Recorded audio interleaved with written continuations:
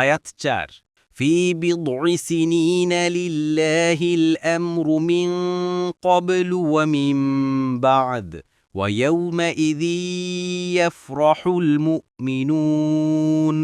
অনুবাদ: কয়েক বছরের মধ্যেই আগের ও পরের সব ফয়সালা আল্লাহরই, আর সেদিন মুমিনগণ খুশি হবে। তাফসির ১ নম্বর ফুটনোটের বিবরণ।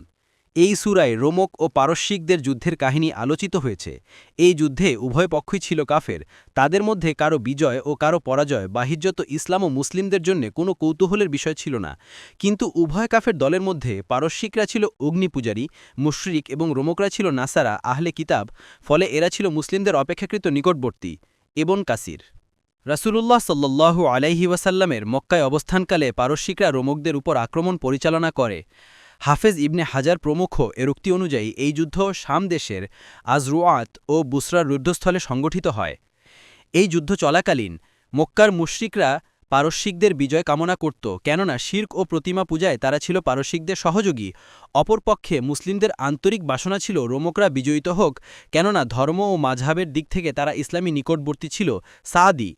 কিন্তু হলো যে তখনকার মতো পারসিকরা যুদ্ধে জয়লাভ করল, এমনকি তারা কনস্ট্যান্টিনোপলও অধিকার করে নিল এবং সেখানে উপাসনার জন্য একটি অগ্নিকুণ্ড নির্মাণ করল।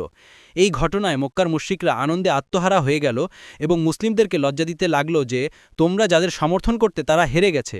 ব্যাপার এখানেই শেষ নয়, বরং আহলে কিতাব রোমকরা যেমন পারস্যিকদের মোকাবেলায় পরাজয় বরণ করেছে, তেমনি আমাদের মোকাবেলায় তোমরাও একদিন পরাজিত হবে। এতে মুসলিমরা আন্তরিকভাবে দুঃখিত হয়। সাদি। সূরা রুমের প্রাথমিক আয়াতগুলো এই ঘটনা সম্পর্কেই নাজিল হয়েছে। এসব আয়াতে ভবিষ্যদ্বাণী করা হয়েছে যে কয়েক বছরের পরেই রোমকরা পারস্যিকদের বিরুদ্ধে বিজয়ী হবে। আবু বকর সিদ্দিক রাদিয়াল্লাহু আনহু যখন এসব আয়াত শুনলেন, তখন মক্কার চতুষ্পার্শ্বে এবং মুশরিকদের সমাবেশ ও বাজারে উপস্থিত হয়ে ঘোষণা করলেন, তোমাদের ধর্ষোৎফুল্ল হওয়ার কোনো কারণ নেই, কয়েক বছরের মধ্যেই রোমকরা পারস্যিকদের বিরুদ্ধে জয়লাভ করবে। মুশরিকদের মধ্যে উবাই ইতি হালফ কথা ধরল এবং বলল, তুমি মিথ্যা বলছো, এরূপ হতে পারে না। আবু বকর রাদিয়াল্লাহু আনহু বললেন, আল্লাহর দুশমন, তুই মিথ্যাবাদী, আমি এই ঘটনার জন্য বাজি রাখতে প্রস্তুত। যদি ৩ বছরের মধ্যে রোমকরা বিজয় না হয়, তবে আমি তোকে 10টি উষ্ট্রি দেব। সবাই এতে সম্মত হল। এ কথা বলে আবু বকর রাসূলুল্লাহ সাল্লাল্লাহু আলাইহি ওয়াসাল্লামের কাছে উপস্থিত হয়ে ঘটনায় বিবৃত করলেন। রাসূলুল্লাহ সাল্লাল্লাহু আলাইহি ওয়াসাল্লাম বললেন, আমি তো 3 বছরের সময় নির্দিষ্ট করিনি। কোরআনে এই জন্যে বিদআ শব্দ ব্যবহৃত হয়েছে, কাজেই 3 থেকে 9 বছরের মধ্যেই ঘটনা ঘটতে পারে। তুমি যাও এবং উবাইকে বলো যে আমি 10টি উষ্ট্রির স্থলে 100 উষ্ট্রি বাজি রাখছি, কিন্তু সময়কাল 3 বছরের পরিবর্তে 9 বছর এবং কোনো বর্ণনা মতে 7 বছর নির্দিষ্ট করছি। আবু বকর রাদিয়াল্লাহু আনহু আদেশ পালন করলেন এবং উবাইও নতুন চুক্তিতে সম্মত হল। তিরমিজি 3193, 3194। বিভিন্ন হাদিস থেকে জানা যায় যে হিজরতের 5 বছর পূর্বেই ঘটনা ঘটিত হয় এবং 7 বছর পূর্ণ হওয়ার পর বদর যুদ্ধের সময় রোমকরা পারস্যিকদের বিরুদ্ধে বিজয় লাভ করে।